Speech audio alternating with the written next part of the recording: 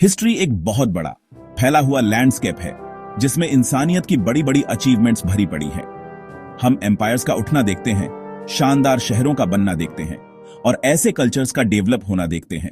हमारा पहला स्टॉप हमें आज के पाकिस्तान और नॉर्थ वेस्ट इंडिया के उपजाऊ मैदानों में ले जाता है, लगभग 2500 ईसा पूर्व के आसपास।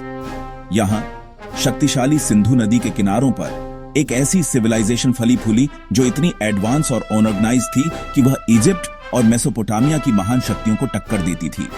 इसे इंडस वैली या हड़प्पा सिविलाइजेशन के नाम से जाना जाता है। वे मास्टर अर्बन प्लानर थे। एडवांस सैनिटेशन सिस्टम, प्रभावशाली मल्टी स्टोरी ईंट के घर, उन्होंने माप और तौल की एक स्टैंडर्डाइज्ड प्रणाली विकसित की। रहस्य लगभग 1900 ईसा पूर्व के आसपास शुरू होता है, जब यह हलचल भरा संसार बिखरना शुरू हुआ।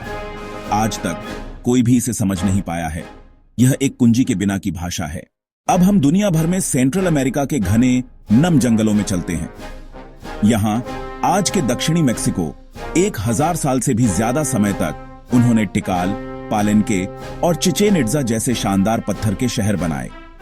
वे ब्रिलियंट एस्ट्रोनॉमर्स, गणित की उनकी समझ में जीरो का क्रांतिकारी कॉन्सेप्ट शामिल था। उन्होंने एक सोफिस्टिकेटेड हायरोग्लिफिक राइटिंग सिस्टम बनाया। यह क्लासिक माया कोलैप्स है जो लगभग 900 सीई में हुआ था। सिद्धांत बहुत सारे हैं जो एक जटिल और बहुआयामी संकट की तस्वीर पेश करते हैं। आज भी लाखों उनके वंशज इस क्षेत्र में रहते हैं। कुछ ही पीढ़ियों के भीतर जंगल ने उन शानदार शहरों को वापस ले लिया था। हमारा अगला डेस्टिनेशन धरती पर सबसे अलग थलग जगहों में से एक है, ईस्टर आइलैंड या रापा नुई। ये सैकड़ों विशाल पत्थर की मूर्तियां हैं। इन शांत दिग्गजों का औसत वजन 14 टन है और वे 33 फीट तक ऊंचे हैं, जो एक छोटे अलग थलग समाज के लिए एक चौंकाने वाली इंजीनियरिंग उपलब्धि है। रोंगो रोंगो नामक एक लेखन शैली थी, एक न सुलझी हुई लिपि। जब पहले यूरोपीय 1722 में पहुंचे तो उन्हें एक वीरान आइलैंड मिला। प्रचलित सिद्धांत एक इकोसाइड की बात करता है, एक आत्म प्रेरित पर्यावरणीय आपदा। पेड़ों के बिना वे गहरे समुद्र में मछली पकड़ने के लिए मजबूत कैनो नहीं बना सकते थे, जिससे भूखमरी हुई। अकेले गिरे हुए स्टैच्यू एक समाज के लिए एक दुखद स्मारक के रूप में खड़े हैं, जिसने शायद अपने ही स्वर्ग को नष्ट कर दिया। अब हम वापस पश्चिमी सभ्यता के पालने में चलते हैं, एजियन सागर में स्थित क्रीट के धूप से सजे आइलैंड पर। वे समुद्र के मास्टर थे। एक रिकरिंग थीम बैल कूदना है। उन्होंने लीनियर ए नामक लेखन विकसित की। फैले हुए भूल भुलैया जैसे कॉम्प्लेक्स थे। यह आइडिलिक सभ्यता लगभग 1450 ईसा पूर्व में अचानक ही खत्म हो गई। करीब 1600 ईसा पूर्व यह ज्वालामुखी मानव इतिहास की सबसे बड़ी विस्फोटक घटनाओं में से एक में फटा। इसने विशाल सुनामी को ट्रिगर किया होगा जो क्रीट के उत्तरी तट से टकराई। इस एक अपोकलिप्टिक घटना ने मिनोअन समाज की नींव शायद तोड़ दी, जिससे वह कमजोर और टूट गया। हमारा आखिरी डेस्टिनेशन हमें किसी भी दूसरे से ज्यादा पीछे के समय में ले जाता है। तुर्की के दक्षिण पूर्वी हिस्से की घुमावदार पहाड़ियों में गोबेकली टेपे स्थित है।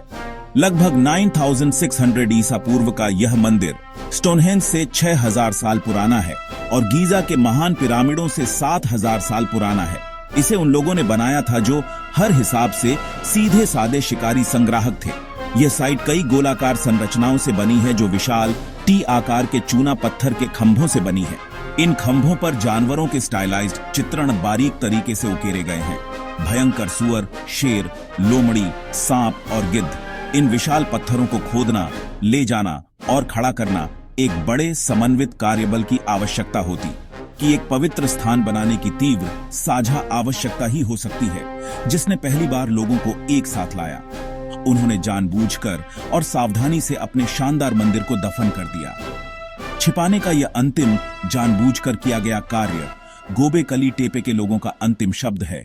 सिंधु घाटी के शांत शहरों से समय की सुबह में दबे हुए मंदिर तक हम खोई हुई दुनिया के साये में चले हैं।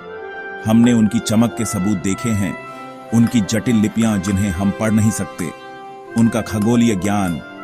यह याद दिलाता है कि कुछ मकसद एक खोई हुई विश्वास प्रणाली में इतने गहरे तक निहित हो सकते हैं कि हम उन्हें पूरी तरह समझ न पाएं। इतिहास सिर्फ वही नहीं जो हम जानते हैं, यह वो भी है जो शायद हम कभी खोज न पाएं। आप इनमें से किस खोई दुनिया से सबसे ज्यादा मोहित हुए? कमेंट नीचे लिखें।